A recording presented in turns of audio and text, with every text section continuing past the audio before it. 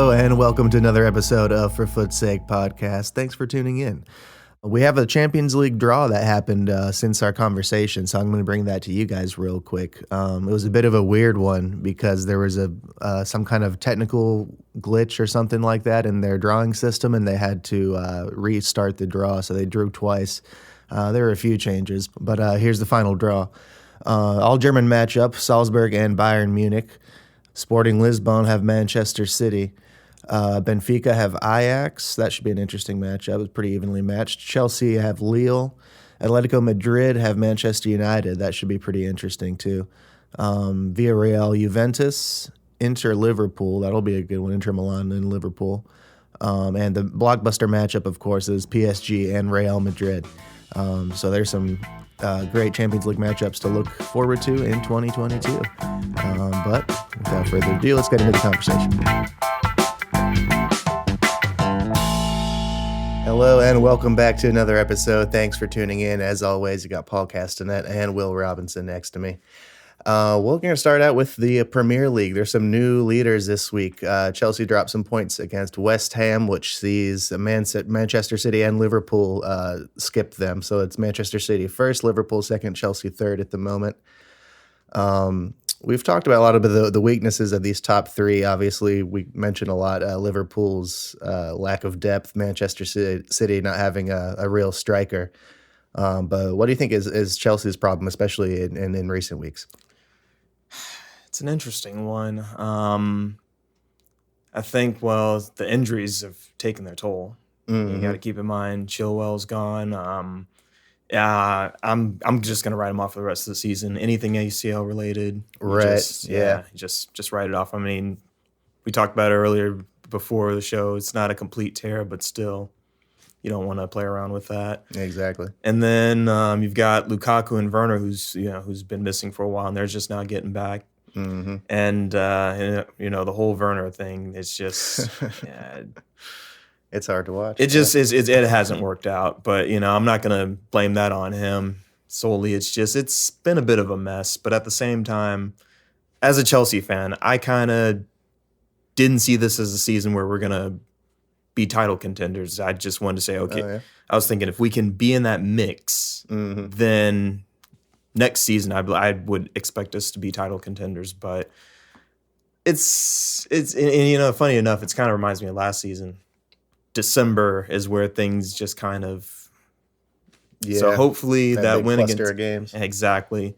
So hopefully that win against Leeds yesterday, kind of just gets some positive momentum going. Mm-hmm. And they dropped those points against Zenit in the Champions League too, which saw them go through second. We'll see if that comes back to bite them. There's not really a good team to play in the round of 16 in the Champions League. So. Well, exactly. Yes, once you get to those elimination rounds, there is no such thing as an easy match. It's just you get what you get. And Antonio Rudiger looks like he's all but confirmed his move to Real Madrid. We've talked in past weeks that you're okay with that, and that somewhat aging defender and stuff. But it looks like Christensen is kind of now under the same thing, and he's being lured by some other Premier League clubs. Would hate to see him go to a rival, wouldn't you? I would. And the funny thing is, I remember listening to My Little Chelsea podcast earlier. I'd say about as the season was beginning, it was not confirmed, but it was looking like he was getting ready to sign that deal. But then, don't know what's happened lately. But he seems to play a good amount under Tuchel. Oh, absolutely! It surprised me that he wants to leave. That really would be if that were to happen. I'd say because Rudiger, like I said, I'm okay with that. Christensen, I would raise some eyebrows because as much as I like Trevoh Chalobah and he's not bad. But also you got Azpilicueta, he's getting up there in age. Mm-hmm. So then you do have to start wondering. And then if Christensen and Rudiger goes, that could be a problem. Yeah, you definitely would have to bring someone in at that point, I would think. Another center back. Crystal Palace beat Everton 3-1 today. Pretty good performance from Conor Gallagher, who we've mentioned before. The two Robbies afterwards we're talking about if Chelsea might want to think about bringing him back from that loan, as they might need a midfielder going forward here. I mean, it'd be interesting to see how that one would play out because, Man, that second goal against Everton today, that was a worldy finish. yeah, you're talking about making a name for yourself. But the thing is, so as a Chelsea fan, I would like to see him back, but at the moment, he's getting guaranteed minutes at Crystal Palace, who, by the way, aren't Exactly. not a Yeah. bad side. Yeah, that was the point that one of the Robbies was making too. Is like, yeah, the Chelsea might want him back, and they could. We don't know if the clause is in there for them to get him back, but does he want to go back at somewhere where he's not guaranteed like first team minutes, and he is the first name on the team sheet here at Crystal Palace? Absolutely. So I mean, whether that clause is there, I don't know, but let's say it is. It kind of puts him in an interesting position. But realistically, if I were him, I mean, I get the whole wanting to go back and prove a point. But at Crystal Palace, minutes, Yeah, they're all his. yeah, yeah. And man, Everton, we thought they might be turning their form around with that 2-0 win against Arsenal last week, but I mean, again, credit to Crystal Palace, but they do not look good, and I'm wondering if it might be panic time for them. Well, they've been in kind of crisis mode for quite some time now. I mean, let's see. I think the director of football resigned not too long ago. Just bad form, and they're missing Calvert-Lewin, and I'm trying to think who else. Right. Ding has been out injured for a while, but there's also reports that he has a little rift with Rafa Benitez. So he's one. I don't know. I'm not convinced that the players are 100% behind Rafa. I mean, that can happen. It's just, and if that's the case, and you got to remember, his appointment wasn't exactly something that was fully welcome because his time at Liverpool. So it's going to be interesting to see what happens with them, especially with these holiday fixtures coming up. So yeah. Well, we all know. I mean, if you get the results, it kind of calms things down. But yeah, they need to get results. If not, he could be another one gone before the end of the year. Yeah. And there's been kind of bad timing because of this. All the Christmas fixtures is like a whole bunch of the teams coming down with like COVID restrictions and stuff. Manchester United just released one today. And Tottenham had one too. Tottenham had one. Aston Villa is now in that conversation. But Manchester United did manage to beat Norwich 1-0, somewhat unconvincing with the Ronaldo penalty. But do you think Rangnick can bring him back into that top four conversation long term? That one's kind of hard to say because that's going to be an interesting one. I mean, you got West Ham, I know they're kind of hitting they're wobbling a bit at the moment. Yeah. Only 3 points separates the 4th and 7th place team. So you got Tottenham, Arsenal, Manchester United, West Ham, all in that conversation.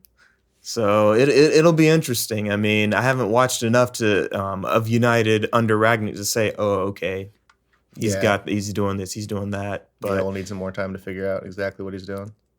But yeah, that's going to be tough. I mean, especially with the Tottenham side. I mean, minus the COVID, Antonio Conte, he's not a bad manager, and he can get something out of players. I mean, he made Victor Moses look like a world-class player for a couple of seasons, so I mean, that's true. That'll be interesting. Arsenal, it's hard to really call them because just when you think they've turned a corner, they get beat by Everton, who have been terrible. Yeah, that's true. So that will be interesting. One thing Rangnick has done that kind of changes a lot is he's swapped both of the fullbacks out pretty much every game since he's been there. Like Shaw and Wan-Bissaka have pretty much had those places nailed down under most of the previous coaches, but now it's Alex Telles, and Diego Dalot who have been starting most of those. So I just think it's weird that I'm completely those guys haven't seen minutes in a long time, but they've gotten back to defending well, which I guess is what he's trying to do first, and then he concentrates on scoring goals. Well, that's kind of what happened with Chelsea when Tuchel took over. You had players who had pretty much been in the wilderness because Lampard just didn't think much of them. He brings them back out, and things move forward. So, I mean, it happens. So I guess with Wan-Bissaka, I mean, kind of reminds me of Alonso. Great, he can do things defensively. It's kind of, I guess you could say, a reverse Alonso. He can defend, but going forward, yeah. And Luke Shaw, I don't know. I guess he had. He's always having injury problems, so he definitely needs a backup. Exactly. So I mean, I guess and like you said, I mean, and honestly, I think that's a smart approach. Yeah. Get the defense settled and then kind of build on that. That's true. And in La Liga, we just finished watching El Derby Madrileño, the Madrid Derby between Real and Atletico. Real won 2-0. Somewhat easy victory in truth. They now have kind of separated themselves a little bit at the top with a 8 point gap between first and second.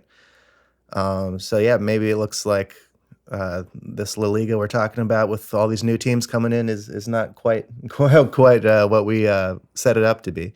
But to be fair, Sevilla and Betis, the two Sevillan sides, are second and third. Definitely a big feat for Betis, but that Sevillan derbies will actually be kind of somewhat of a game now, huh? I bet. Yeah. Yeah, and both of them with very experienced managers. Also, obviously, Sevilla with Lopetegui and Betis with Manuel Pellegrini. And Betis have a strong squad. Two Premier League rejects at fullbacks with Alberto Moreno. Liverpool. Liverpool is probably not his fondest memories over there, and Hector Bellerin is their right back right now. How's he actually doing over there? He seems to be doing all right. Yeah, I think he needed that. Yeah, he wants to be stuck at Arsenal that long. Sorry. Not sorry. It's Arsenal. But yeah, and also Nabil Fekir. That's right. Has he managed to stay healthy? He has. Because I know that's been an issue. Like towards the end of his time at Lyon, he had that big ACL injury, and then after that, it was just touch and go. But that's good to hear. Yeah. No, when he's at his best, they're dangerous. And with Willian Jose up there, they just beat Real Sociedad this weekend 4-0, which in Sociedad is a strong team. So that's a great result for them.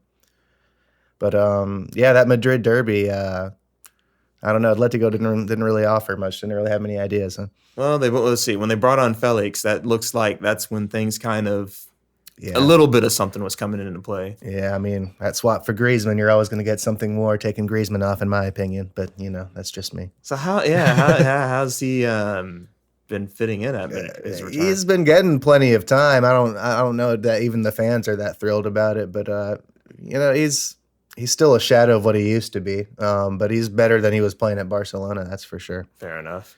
And man, speaking of Barcelona, it just keeps on getting worse, man. Another 2-2 draw against Osasuna this weekend.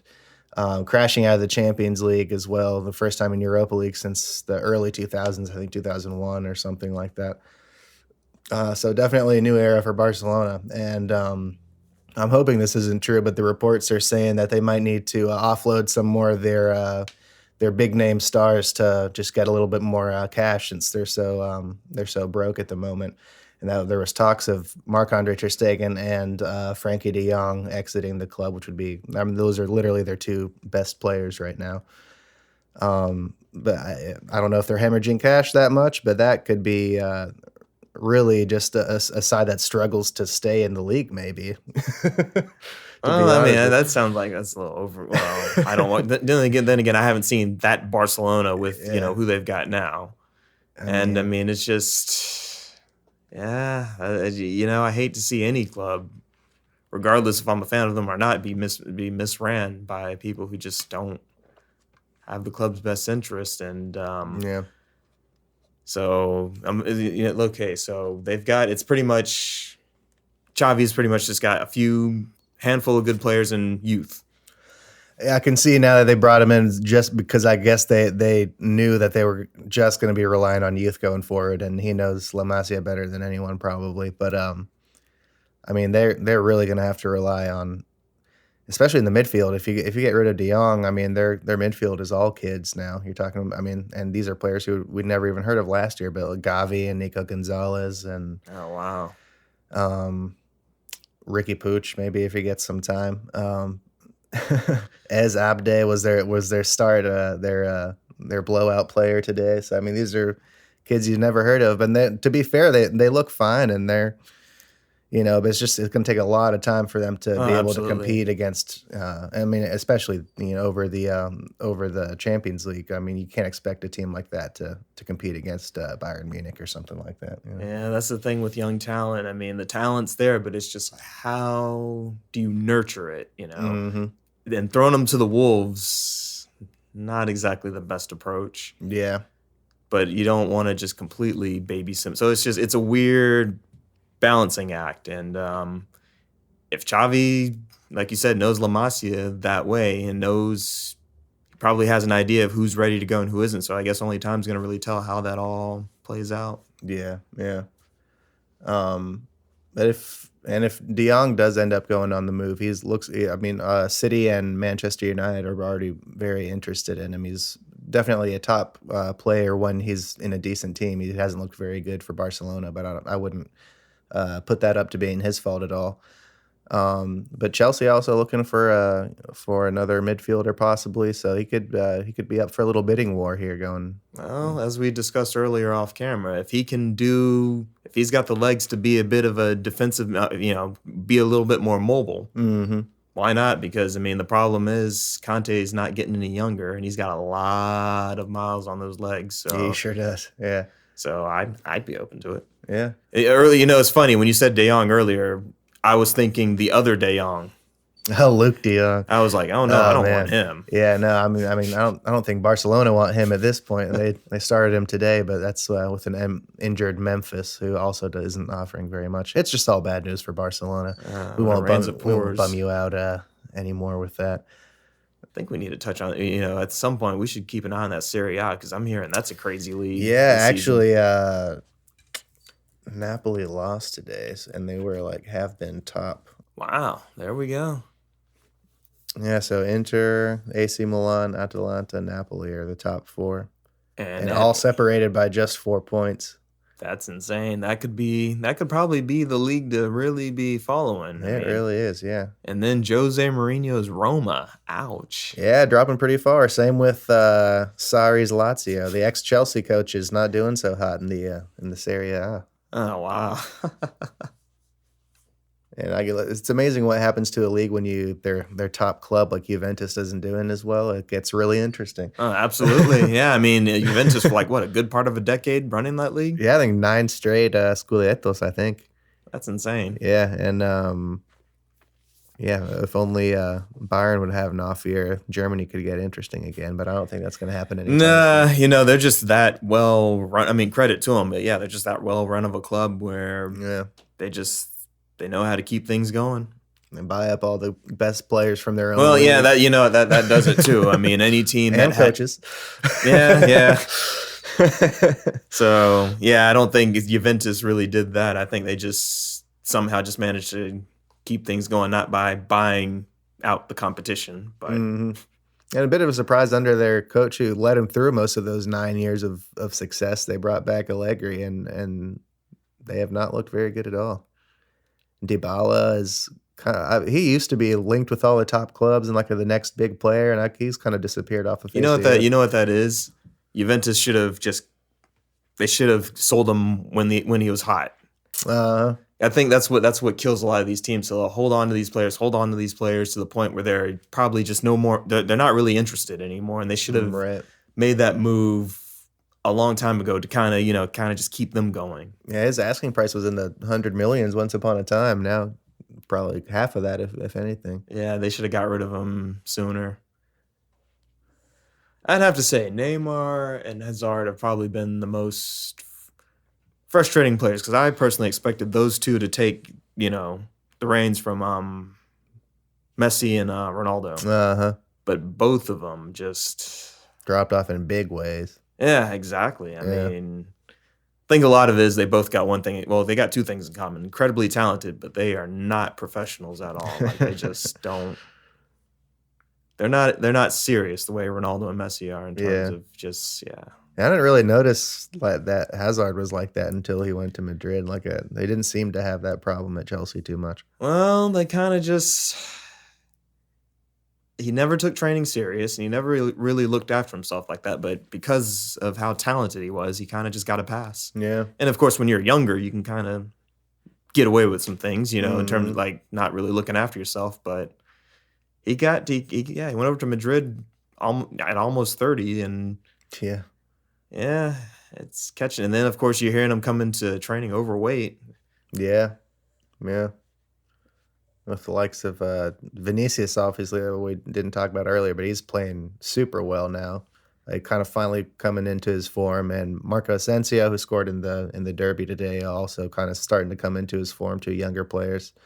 So good luck to Hazard and Bale, riding that Madrid bench. Thanks for watching, everybody. Do us a favor and like and subscribe. Leave us a comment in that YouTube comment section for that glorious YouTube algorithm that holds our sweet lives in their hands. But we're going to be off for the holidays over the next few weeks, but we'll be back in 2022. Thanks so much for listening. We'll see you guys then.